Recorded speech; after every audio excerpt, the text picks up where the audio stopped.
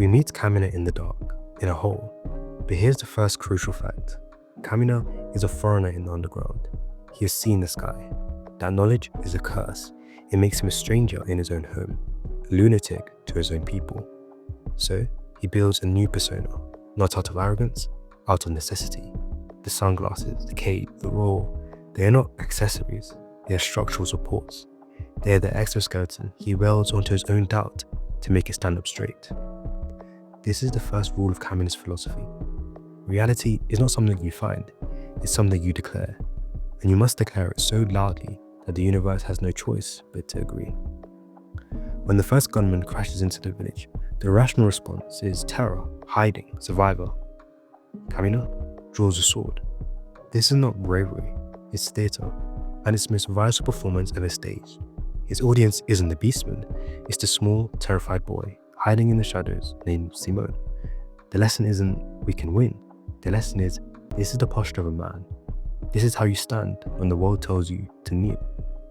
He is writing the first page of a new dictionary for Simone, and the first word is defiance. Then Simone finds the Lagann, the key. But a key is useless if you're too afraid to turn it. Simone is paralyzed, not by cowardice, but by the rational human fear of consequence. And here, Kamina performs his first, greatest miracle. Not with his fists, but with a single sentence. Don't believe in yourself. Believe in me. Believe in the Kamina who believes in you. Let's dissect this masterpiece of psychological engineering. The first part, don't believe in yourself. Here, he's validating Simone's reality. He's noticing that his foundation is shattered. The second part, believe in me. He offers a temporary foundation. And the third part, believe in the Kamina who believes in you. This is the genius. He's not asking for faith in Kamina the baller. He's asking for faith in Kamina's vision. He's saying, the man I see when I look at you is more real than the ball you see in the mirror. See yourself through my eyes. He is not being a leader. He is being scaffolding. He is lending Simone his own ego, his own reality, as a prosthetic will. He is building a bridge for Simone to believe in, to cross from the child who he is to the man he must become. Every victory after that, every pierced ceiling, every defeated enemy is not a military win. It's a proof of concept. Kamina is pointing at the results, silently saying Simone, see, the universe is soft. It yields to will, my will, and soon yours. His masculinity has nothing to do with dominance. It is about creation. He's using his own performed invincibility as a tool to carve a man out of the marble of Simone's doubt. But here is the beautiful, tragic truth about scaffolding. It is designed to be torn down. Kamina's entire performance is a countdown to his own adolescence. He is building a world and a man that will have no need for Kamina.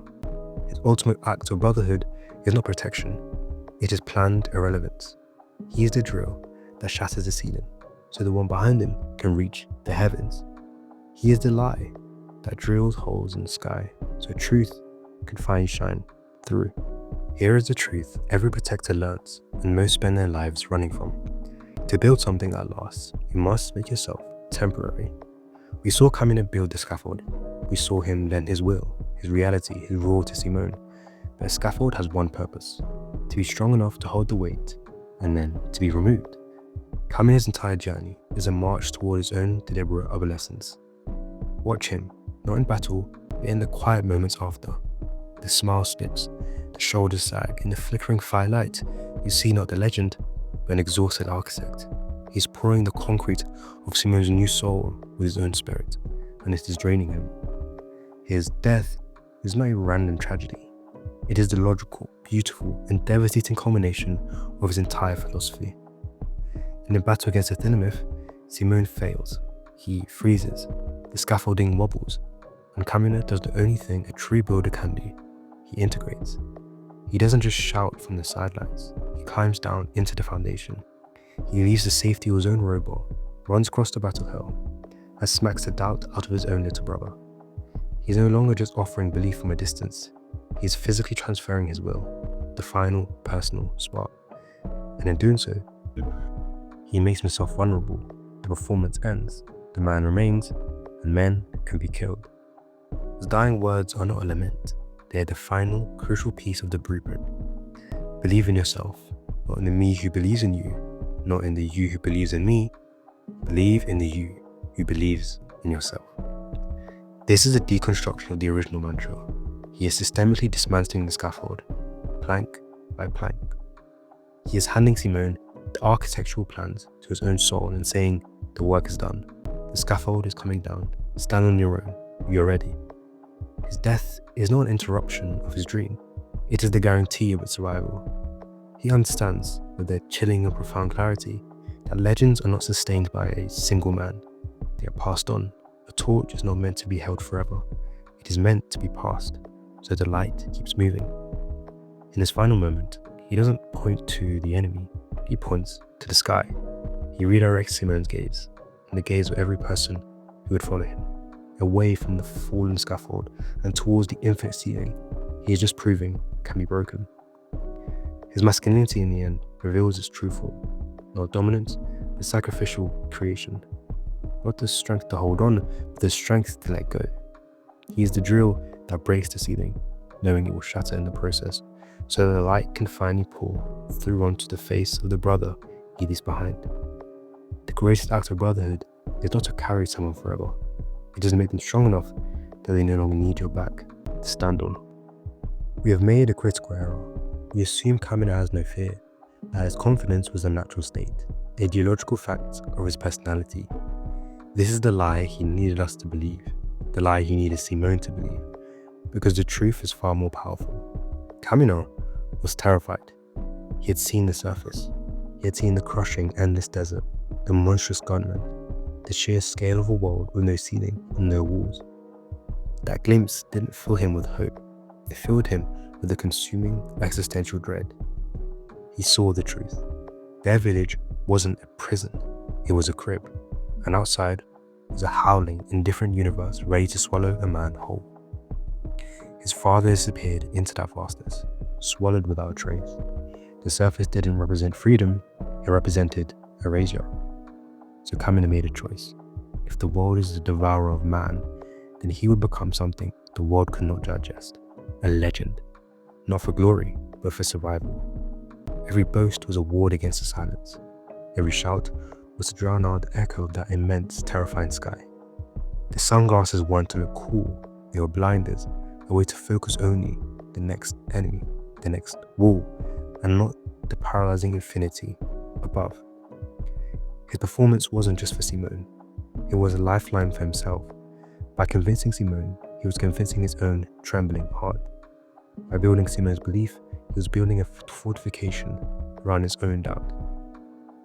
When he screamed, "Believe in the Kamina who believes in you," he was also begging himself, "Believe in the Kamina you are pretending to be, or the fear will win." His ultimate courage was not the absence of fear, it was the ritualized daily defiance of it. He took his terror and alchemized into it fuel for his performance. He was a man standing on a tightrope over the abyss, who decided the only way across was to roar so loudly he wouldn't hear the wind trying to pluck him off. This is the secret foundation of his brotherhood. It was built not from the position of strength, but from a shared unspoken vulnerability.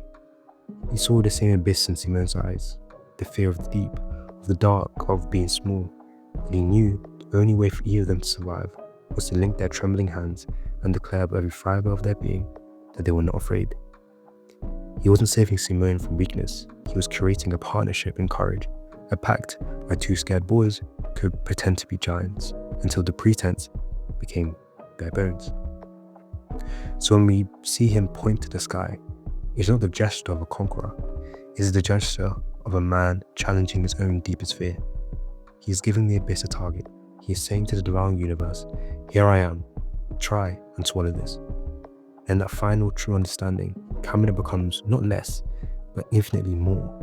Not a perfect hero, but a desperately beautiful human one. A brother who was just as lost, just as scared, but who chose to build a lighthouse with his unshaking hands, so the next kid in the dark would have a beam to follow. We live in an age of cynicism. We dissect movies, anticipate betrayals, and armor our hearts with irony. In such a world, a character like Kamina doesn't just feel nostalgic, he feels radical. His philosophy is a direct assault on our modern instincts. He is not cringe, he is uncompromising. In a world that values knowing winks and guarded vulnerability, Kamina offers raw, unapologetic, performative belief. He is the antidote to the poison of just being realistic. He proves that in the face of overwhelming odds, the most subversive, powerful thing you can do is not to calculate your survival, but to declare your victory in advance, to choose your reality before the fight even begins. He is a relic from our future we're too afraid to believe in. A reminder that before we learn to see through everything, we used to see past things, past the walls, past the sky, to a tomorrow we decided was ours, simply because we said it was. Kamina is not just a character, he is a challenge to put down the arm of irony, to stop preparing for disappointment, and to pick up the drill of delusion and world-altering hope. He is the raw in the silent room, and maybe, just maybe, you need to learn how to scream it.